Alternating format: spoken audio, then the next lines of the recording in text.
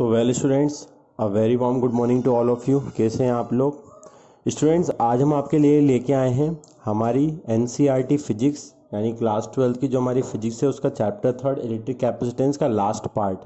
तो स्टूडेंट्स अभी तक हमने हमारे चैप्टर 3 इलेक्ट्रिक कैपेसिटेंस के सारे टॉपिक्स कवर कर लिए हैं students.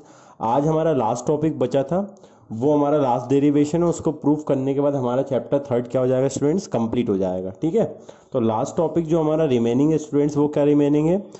Prove the derivation for the capacitance of parallel plate capacitor when the dielectric medium is partially filled in it. समझ गए स्टूडेंट्स क्या है हमारा डेरिवेशन? हमें डेरिवेशन फाइंड करना है किसके लिए? Capacitance of parallel plate capacitor के लिए। जब क्या हो? जब डाइलेक्ट्रिक मीडियम पार्शियली फिल्ड हो, है ना, जब उसकी जो प्लेट्स हैं उसके बीच में जो परावैद्युतांक माध्यम हो वो क्या हो? आंशिक रूप से भरा हो। हिंदी में क्या बोलेंगे स्टूडेंट्स? समांतर प्लेट संधारित्र की धारिता के लिए व्यंजक ज्ञात करना है। कब? जब परावैद्युतांक माध्यम आंशिक रूप से उपस्थित हो या आंशिक रूप से भरा हो। समझ गए स्टूडेंट्स क्या है? एक बार फिर से रिपीट कर देता हूँ क्वेश्चन। क्या करना है हमें? We have to find the capacitance for a parallel plate capacitor, है ना, when the dielectric medium is partially filled in the capacitor. ठीक है, जब डाइलेक्ट्रिक मीडियम क्या हो? पार्शियली फिल्ड हो कैपेसिटर के अंदर। ठीक है स्टूडेंट, समझ गए? हिंदी में जब परावैद्युतांक माध्यम आंशिक रूप से भरा हुआ हो समांतर प्लेट संधारित्र में, तो उसकी धारिता के लिए क्या ज्ञात करना है? व्यंजक ज्ञात करना है। ठीक है, ये हमारा क्वेश्चन है। तो मैं आपको ऑलरेडी प्रिंसिपल पढ़ा चुका हूँ किसका? पैरेलल प्लेट कैपेसिटर का, समांतर प्लेट संधारित्र का। डायग्राम बना हुआ स्टूडेंट्स पे बना लें आप। ठीक है, और फिर मैं इसके कंस्ट्रक्शन के बारे में बता रहा हूँ। इसका कंस्ट्रक्शन लिख लेंगे आप लोग, इसकी संरचना कैसी होगी। ठीक है, और उसके बाद हम लिखेंगे इसका एक्सप्रेशन कि हमें किस तरीके से इसको फाइंड करना है। ठीक है स्टूडेंट्स, तो इसको स्टार्ट करने से पहले मैंने आपको पैरेलल प्लेट कैपेसिटर के प्रिंसिपल के बारे में क्या बताया था? मैंने बताया था इसमें ए और बी दो क्या होती हैं? इंसुलेटर प्लेटें होती हैं। उसमें हम ए को क्या करते हैं? प्लस क्यू चार्ज देते हैं। ठीक है, ए को प्लस क्यू चार्ज देते हैं तो उसके नियर बाय सरफेस पे अपने आप क्या होता है?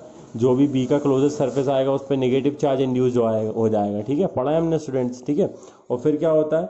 नेगेटिव चार्ज इंड्यूस होता है तो बी के आउटर सरफेस पे अपने आप पॉजिटिव चार्ज इंड्यूस होता है, जिसका कनेक्शन हम अर्थ से कर देते हैं। क्यों? क्योंकि पॉजिटिव चार्ज क्या करता है? पोटेंशियल को बढ़ाता है, और नेगेटिव चार्ज क्या करता है? पोटेंशियल को कम करता है।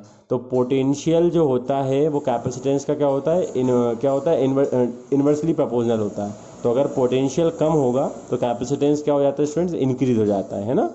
अगर विभव का मान कम होगा तो चालकता का मान अपने आप बढ़ जाएगा। तो हम बी का कनेक्शन किससे कर देते हैं? अर्थ से कर देते हैं, ताकि जितना भी चार्ज क्या हो बी के ऊपर पॉजिटिव चार्ज हो वो कहाँ चला जाए? अर्थ में, जमीन में, और खाली बी पे क्या रहे? Negative charge. अगर नेगेटिव चार्ज रहेगा तो पोटेंशियल को कम करेगा, तो अपने आप क्या बढ़ जाएगा? कैपेसिटेंस यानी चालकता का मान बढ़ जाएगा। समझ गए स्टूडेंट्स? अब इसके कंस्ट्रक्शन में आपको क्या लिखना है? देखिए स्टूडेंट, डायग्राम आ गया है ना। कंस्ट्रक्शन में आप संरचना में क्या लिखेंगे? Suppose A and B are two parallel plate of a capacitor. A और बी क्या है? समांतर प्लेट संधारित्र की दो प्लेटें हैं। ठीक है, and the distance between the plates is D, और दोनों प्लेट ए और बी के बीच में डिस्टेंस कितना है? डी। समझ गए? Suppose A and B are two parallel plate of capacitor. A और बी समांतर प्लेट संधारित्र की दो प्लेटें हैं तथा इन प्लेटों के बीच में दूरी कितनी है? डी है स्टूडेंट्स। ठीक है, and the distance between the plates is D. Area of each plate is ए, और हर एक प्लेट, चाहे आप ए ले लो चाहे आप बी ले लो, तो प्रत्येक प्लेट का एरिया यानी क्षेत्रफल कितना है? ए है। तो प्रत्येक प्लेट ए व बी का क्षेत्रफल ए है। Area of each plate is A plate which is made up of dielectric medium having the thickness are kept parallel to the plate B, and there is a layer of air of thickness D minus T। अब क्या बोलता है? ए और B जो हमारी दो प्लेटें हैं उनके बीच में हमने मान लिया पार्शली क्या फील्ड है? कोई डाइलेक्ट्रिक मीडियम फील्ड है, और उनके बीच का जो गैप है स्टूडेंट्स, है ना, उसकी वैल्यू क्या होगी? डी माइनस टी होगी। जैसे आप देखो ए से लेके बी तक, ए से ले बी तक टोटल डिस्टेंस कितना है? डी है, और जो बीच का गैप है वो कितना स्टूडेंट डायग्राम में दिख रहा है? टी। तो कोई पूछे जो बचा वाला रिमेनिंग पार्ट है ए से लेके बीच वाले एरिया तक का कैसे निकालेंगे? डी जो टोटल है उसमें से जो बीच वाला एरिया टी है, बीच वाली डिस्टेंस जो टी है उसको माइनस करके, तो डी माइनस टी क्या है? एयर की लेयर जो ए प्लेट और बी प्लेट के बीच में चारों साइड भरी हुई है। समझ गए? एक बार फिर शॉर्टकट में समझा रहा हूँ स्टूडेंट्स, क्या है? ए और बी हमारी दो पैरेलल प्लेट कैपेसिटर की प्लेटें हैं जिनके बीच में डिस्टेंस कितना है? डी है। ठीक है, उसके बाद हर एक प्लेट ए और बी दोनों का एरिया कितना है? ए है। ठीक है। इनके बीच में कोई डाइलेक्ट्रिक मीडियम पार्शियली फिल्ड है स्टूडेंट्स, ठीक है। और उसके बाद जो एयर की लेयर बन रही है इनके बीच में, है ना, इन दोनों ए और बी प्लेट के बीच में जो dielectric medium as a air work कर रहा है, उसका जो थिकनेस है, उसकी जो मोटाई है वो कितनी स्टूडेंट, डी माइनस टी है, ठीक है स्टूडेंट्स। यहाँ तक हम क्या कर चुके हैं, लिख चुके हैं। अगर बात समझ में स्टूडेंट्स, तो ये क्या हो गया, तो ये तो हो गया सिंपल सा कंस्ट्रक्शन किसका, हमारा पैरेलल प्लेट कैपेसिटर का। अब हम अगर इसके डेरिवेशन या एक्सप्रेशन की बात करें तो आपको पता ही है, when plus Q charge is given to plate A, जब हम प्लेट ए को प्लस क्यू चार्ज देंगे, this minus Q charge is induce on the then minus Q charge induce on the nearer surface of plate B. तो plate B का जो closest part होगा उस पर क्या इंड्यूस हो जाएगा, माइनस चार्ज, और जो आउटर सरफेस होगा बी का उस पर क्या इंड्यूस हो जाएगा, पॉजिटिव चार्ज। उस पॉजिटिव चार्ज को अर्थ में भेजने के लिए हम बी का कनेक्शन किससे करते हैं, अर्थ से करते हैं। तो when plus Q charge is given to plate A, then minus Q charge induce on the closest plate of B and plus Q charge is induce on the further end, या बोल सकते हो outer surface of plate B. समझ गए। जब plate A को plus Q charge देंगे और उसके पास प्लेट बी को लेके आएंगे, तो बी के क्लोजेस्ट एंड पे क्या होगा, नेगेटिव चार्ज इंड्यूस हो जाएगा, और बी के दूर वाले एंड पे पॉजिटिव चार्ज इंड्यूस हो जाएगा, ठीक है। जो ए का अंदर वाला एरिया है, जो ए के अंदर वाली प्लेट है, उस पर माइनस चार्ज इंड्यूस होगा, और जो ए का बाहर वाला एरिया है, वो बी का जो अंदर वाला एरिया है उस पर माइनस चार्ज इंड्यूस होगा, और बी का जो बाहर वाला एरिया है स्टूडेंट्स, वहाँ पर कौन सा चार्ज इंड्यूस होगा, positive charge plus charge induce होगा, ठीक है। और उसी को कम करने के लिए हम उसका कनेक्शन किससे कर देते हैं, अर्थ से कर देते हैं बी का, ठीक है, ताकि पॉजिटिव चार्ज कहाँ चला जाए, अर्थ में।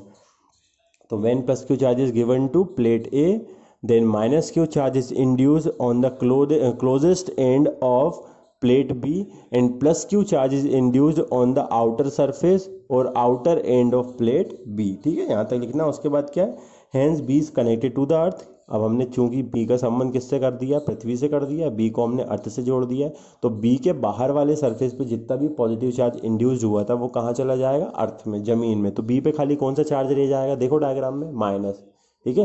बी के अंदर माइनस था और बाहर की तरफ क्या था, प्लस चार्ज था।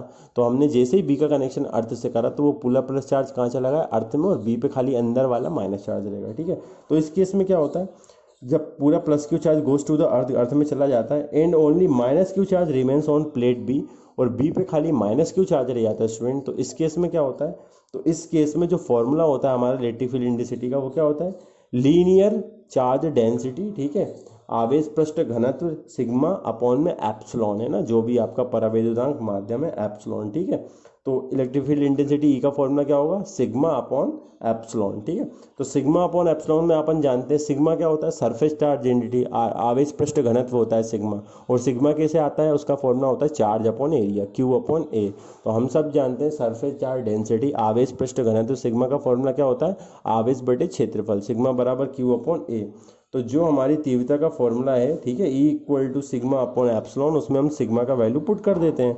तो formula E equal to sigma upon epsilon में आप सिग्मा की जगह क्यू अपॉन ए रखो, तो ऊपर क्यू आ जाएगा, नीचे ए आएगा, ए का इंटू एप्सिलॉन में हो जाएगा, तो कितना आएगा, E equal to Q upon A epsilon. समझ गए स्टूडेंट्स क्या कर रहा है, सबसे पहले हमने फॉर्मूला लिखा है ई इक्वल टू कितना होता है, सिग्मा अपॉन एप्सिलॉन, इंटेंसिटी का फॉर्मूला लिखा है सिग्मा अपॉन एप्सिलॉन, सिग्मा की वैल्यू कितनी होती है, क्यू अपॉन ए, तो न्यूमरेटर में क्यू रख दिया और डिनोमिनेटर में ए रख दिया, तो कितना आएगा, E equal to Q upon में ए एप्सिलॉन, ठीक है। इसको मान लिया इक्वेशन फर्स्ट।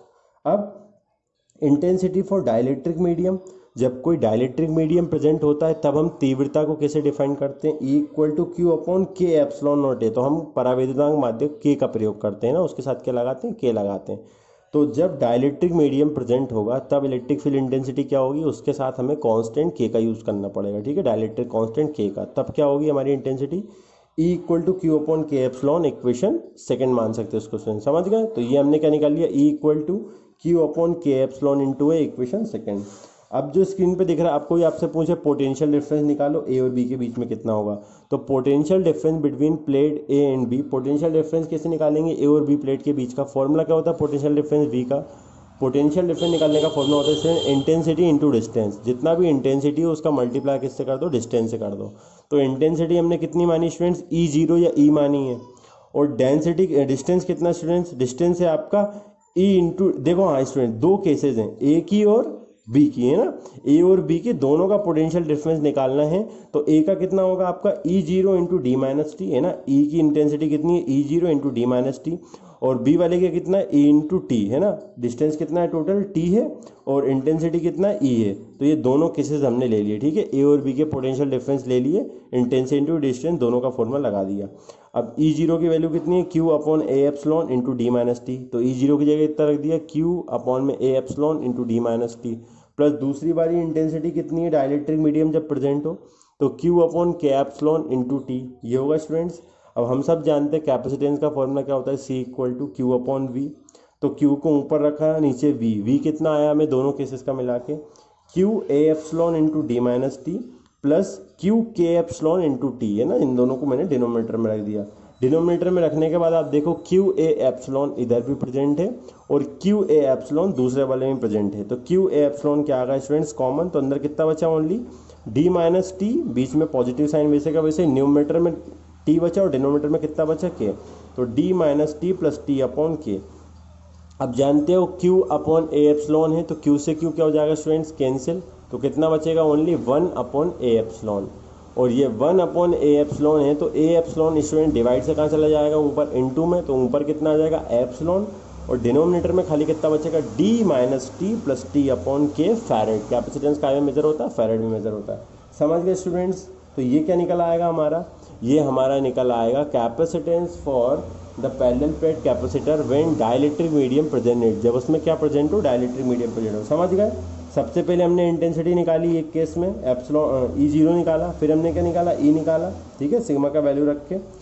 दोनों केसेस के बाद हमने क्या निकाला स्टूडेंट्स, पोटेंशियल निकालना, वी जिसका फॉर्मूला क्या होता है इंटेंसिटी इंटू डिस्टेंस, तो दोनों केसेस में हमने पोटेंशियल निकाल के उनका सम कर लिया। अब फॉर्मूला क्या होता है कैपेसिटेंस का, कैपेसिटेंस का फॉर्मूला होता है चार्ज अपॉन पोटेंशियल, तो चार्ज क्यू ऊपर रहता है और पोटेंशियल कितना आया था हमारा, दोनों केसेस का टोटल वी वो नीचे रख दिया। क्यू ए एप्सिलॉन को कॉमन लिया, क्यू से क्यू कैंसिल, ए एप्सिलॉन को हमने क्या करा स्टूडेंट डिवाइड से क्या में भेज दिया ऊपर मल्टीप्लाई में, तो न्यूमरेटर में आ गया, तो फाइनली में कितना मिला, C equal to A epsilon D minus T plus T upon K farad. Thank you students.